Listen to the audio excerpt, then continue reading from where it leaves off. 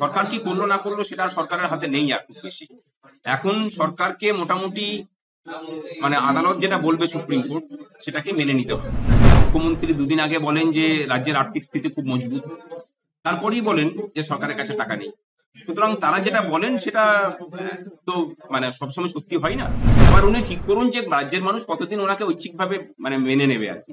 গতকালকে দেখেছেন যে ভগবানও রুষ্ট হচ্ছে, দেখতে পেয়েছেন নিশ্চয়ই যে দীঘাতে এমনি দিনেই যা লোক থাকে তার থেকে আরো কম লোক নিয়ে ওনাকে রথযাত্রা উদযাপন করতে হয়েছে। তার থেকে ভালো হতো যদি কলকাতার রথে থাকতেন। 100% কেন, 110% আশাবাদী সরকারের কাছ থেকে। এটা দয়ার দান বলে কোনোদিন মনে করি না। মনে করি আমাদের অধিকার হরণ করা হয়েছে আমাদের দুর্বলতার কারণেই। ডিএ মামলা আজকে দিয়ে তো চলছে না, গত বহু বছর ধরে চলছে। বহু বছরে অনেক আন্দোলন দেখেছি। 25% বকেয়া ডিএ যেটা 6 সপ্তাহের মধ্যে দেওয়ার কথা, সেটা এখনো পর্যন্ত দেওয়া হয়নি। ডিএ দেওয়ার থেকেও বড় কথা, বিজ্ঞপ্তি জারি হয়নি। আবারও আপনাদের এই নবান্ন চলো অভিযানের ডাক, কি বলবেন? ডাক না বিজ্ঞপ্তি জারি করার পরিবর্তে তারা সুপ্রিম কোর্টে একটা বিজ্ঞপ্তি দিয়েছে, ইন্টারভেনিং অ্যাপ্লিকেশন করেছেন যে আবার করার। যদিও সেই অ্যাপিল টিকবে না। আমরা আজকেই আদালত অবমাননার নোটিশ পাঠাচ্ছি, তারপর আদালত অবমাননার মামলা পাবো এবং তার সাথে আর রাস্তার আন্দোলনকে শক্তিশালী করা হচ্ছে। দু তরফ থেকেই সরকারকে চেপে ধরার কাজ আমরা করবো, যেভাবে আগে করে এসেছি। সুতরাং লড়াই চলছে। সরকার কি করলো না করলো সেটা সরকারের হাতে নেই আর খুব বেশি। এখন সরকারকে মোটামুটি আদালত যেটা বলবে সুপ্রিম কোর্ট সেটাকে মেনে নিতে হবে। আর তার থেকে বড় কথা, এখন কর্মচারীদের কাছেই বলটা, পিংপং বলটা এখন আমাদের কাছে। আমরা যেভাবে ফেলাবো তাকে সেভাবেই খেলতে হবে। আপনারা ভাবছেন যে ওই তো সুপ্রিম কোর্টের নির্দেশিকা মানলো না, এর পরেরটা কি হয় সেটা দেখতে থাকুন। এই যে আদালতে আবারও বিজ্ঞপ্তি, আবারও 6 মাস সময় চাইলো রাজ্য। সময় তো অনেক কিছুই চান তার। মুখ্যমন্ত্রী দুদিন আগে বলেন যে রাজ্যের আর্থিক স্থিতি খুব মজবুত, তারপরেই বলেন যে সরকারের কাছে টাকা নেই। সুতরাং তারা যেটা বলেন সেটা তো সবসময় সত্যি হয় না। সুতরাং তারা কি বললেন আর কি করলেন সেটা নিয়ে খুব বেশি কিছু আসে যায়। একটাই কথা বলতে পারি যে আমরা এখন কি বলছি সেটাকে মুখ্যমন্ত্রী অনেক বেশি কেউ মনোযোগ দিয়ে শুনতে হবে। উনি তৈরি থাকুন। ওনার বিরুদ্ধে যে আদালত অবমাননার মামলা হতে চলেছে এবং যে আন্দোলনের ঝড় উঠতে চলেছে সেটাকে কিভাবে সামলান উনি সেটা ভাবুন। দাদা, সত্যি কি কোমর ভেঙে যাবে রাজ্য সরকারের ডিএ দিতে গেলে? না না, এটা সম্পূর্ণ ভ্রান্ত কথা। যদি কোমর ভেঙে যাওয়ার কথাই হতো তাহলে মুখ্যমন্ত্রী এই কয়েকদিন আগেই টুইটারে বা ফেসবুকে কথাটা বললেন কিভাবে যে রাজ্যের আর্থিক স্থিতি যথেষ্ট মজবুত। স্থিতি মজবুত হওয়া সত্ত্বেও কিভাবে কোমর ভেঙে যাওয়ার প্রশ্ন আসতে পারে? আসলে কোমর ভেঙে যাওয়া এগুলো হচ্ছে একটা ন্যারেটিভ তৈরি করা, যেটা উনি 2011 সাল থেকে করে আসছেন।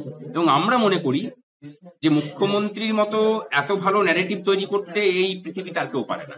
মিথ্যা ন্যারেটিভ তৈরি করতে রাজ্যের মানুষ খায়, সেটা উনি খাইয়ে যান, করে যাচ্ছেন আর কি। এটা একটা ন্যারেটিভের অংশ।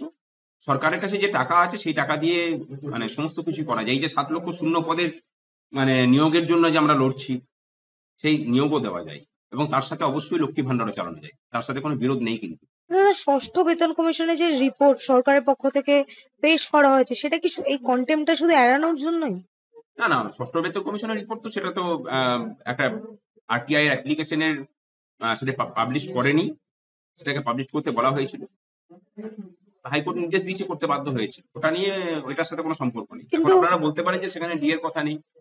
হ্যাঁ, অভিরূপ সরকার কি লিখলেন না লিখলেন সেটার থেকে বড় ব্যাপার হচ্ছে যে আগামী দিনে সুপ্রিম কোর্ট ঠিক করবে যে ডিএটা আমাদের সাংবিধানিক অধিকার কিনা। রাজ্য যদি সরকার সেটা এস্টাবলিশড হয়ে যায় তখন অভিরূপ সরকারদের এই যে বক্তব্য সেটা সম্পূর্ণ ইনভ্যালিড হয়ে যাবে। কিন্তু অভিরূপ সরকার রাজ্য কি লিখলেন সরকারের না পক্ষ লিখলেন তার থেকে কোনো তো যায় আসে বলাই না। হয় যে ডিএ ঐচ্ছিক, তাদের ইচ্ছা হলে দেবে, নাহলে না। সে তো ডিএ আপনার তো অধিকার নয় সে তো আপনার আপনাদের। ভোট দেওয়ার অধিকারটাও দইছি। এই রাজ্যে সব মানুষ ভোট দিতে পায়, ভোট দেওয়ার অধিকারটাও দইছি। এই রাজ্যের সব মানুষ আহ, সঠিক পরিকাঠামো নিয়ে শিক্ষা অধিকার পাচ্ছে, যেটা মৌলিক অধিকারের মধ্যে পড়ে, সেটাও তো ঐচ্ছিক। মুখ্যমন্ত্রী পদে আছেন, ওটাও তো ঐচ্ছিক। হেরে গিয়েও তো মুখ্যমন্ত্রী হচ্ছে, সেটা ঐচ্ছিক নয়। সুতরাং এখানে আবার ওই ইচ্ছা অনিচ্ছার বিষয়টা কি আছে? এবার উনি ঠিক করুন যে রাজ্যের মানুষ কতদিন ওনাকে ঐচ্ছিকভাবে মেনে নেবে আর কি। গতকালকে দেখেছেন যে ভগবানও রুষ্ট হচ্ছে, দেখতে পেয়েছেন নিশ্চয়ই যে দীঘাতে এমনি দিনেই যা লোক থাকে তার থেকে আরো কম লোক নিয়ে ওনাকে রথযাত্রা উদযাপন করতে হয়েছে। তার থেকে ভালো হতো যদি কলকাতার রথে থাকতেন। আরো অনেক বিপর্যয় ঘটেছে। আমার মনে হয় একটা ইন্ডিকেশন এসছে যে ভগবানও রুষ্ট হচ্ছেন আর কি। যারা ভগবানে বিশ্বাস করেন তাদের জন্য বললাম, আর যারা বিশ্বাস করেন না তাদের জন্য বললাম যে জনসংযোগ দেখে নিশ্চয়ই বুঝতে পারছেন যে পায়ের তলার মাটি সরে গেছে। বাকি মাটি সরানোর কাজটা আমরা করে দেবো। আপনারা কতটা আশাবাদী এর পরেও ডিএ নিয়ে? আশা আছে বলিতে বেঁচে আছে। লড়াইটা চলছে তো আশা নিয়ে। 100% কেন, 110% আশাবাদী। সরকারের কাছ থেকে এটা দয়ার দান বলে কোনোদিন মনে করি না। মনে করি আমাদের অধিকার হরণ করা হয়েছে আমাদের দুর্বলতার কারণেই। কেড়ে নেব। দাদা একেবারে শেষ প্রশ্ন, ডিএ দিতে গেলে মুখ্যমন্ত্রী বা রাজ্যের পক্ষ থেকে বলা হচ্ছে যে তাদের কোমর ভেঙে যাবে বা তাদের আর্থিক অতটা সঙ্গতি নেই। অন্যদিকে মুখ্যমন্ত্রী দীঘায় গিয়ে রথ টানছেন, সোনার ঝাঁটা দিয়ে রাস্তায় হনুমানকে বিস্কুট খাওয়াচ্ছেন, এই চিত্রও আমরা দেখতে পেলাম। হনুমানকে বিস্কুট খাওয়ানো তো এমন কোনো খরচার ব্যাপার না। আর সোনার ঝাঁটা দিয়ে ঝাঁট দেওয়া এগুলো অপ্রাসঙ্গিক কথাবার্তা।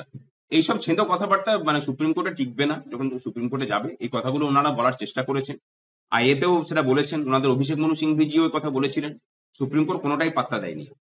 সুতরাং এইসব কথাবার্তা দিয়ে এগুলো আসল গরম করা যাবে, কোর্টের অন্দরে এইসব কথা চিড়ে ভেজে না। আর এই যে অসুবিধাগুলোর কথা বলছেন, আপনাদের মাধ্যমে মুখ্যমন্ত্রীকে অনুরোধ করছি যে আমাদের সামনে করে বসুন। ওনার তো বসার সময় হয়নি। যদি উনি মাঝে মাঝে পাহাড়ে যান, এই তো দীঘাতে 3 দিন ছিলেন, যদি বলতেন আমরাই চলে যেতাম ওনার কাছে, সার্কিট হাউসে গিয়ে পরে আমরাই বৈঠকে বসতাম, আমরা হিসেব কষে বুঝিয়ে দিতাম যে কোথায় কোথায় টাকাটা আছে। কারণ এই হিসেব কিতাব গুলো সরকারি কর্মচারীরাই করেন। ওই কয়েকজন আমলা তাদেরকে খাতা পত্র ধরিয়ে দিলে তারা হিসেবটা করে উঠতে পারবেন না, কিন্তু সরকারি কিন্তু কর্মচারীদেরকে অর্থ করতে হবে। সচিবের বিরুদ্ধেও তো একাধিক প্রশ্ন উঠছে। এই রাজ্যে প্রশ্নহীন কে আছে? যিনি 14 তলার সর্বোচ্চ চেয়ারে বসে থাকেন তাকে নিয়ে লক্ষ লক্ষ প্রশ্ন। তা বাকিদের বিরুদ্ধে তো প্রশ্ন থাকবে, তো স্বাভাবিক আছে। প্রশ্ন না থাকলে তিনি এই প্রশাসনে থাকতে পারবেন।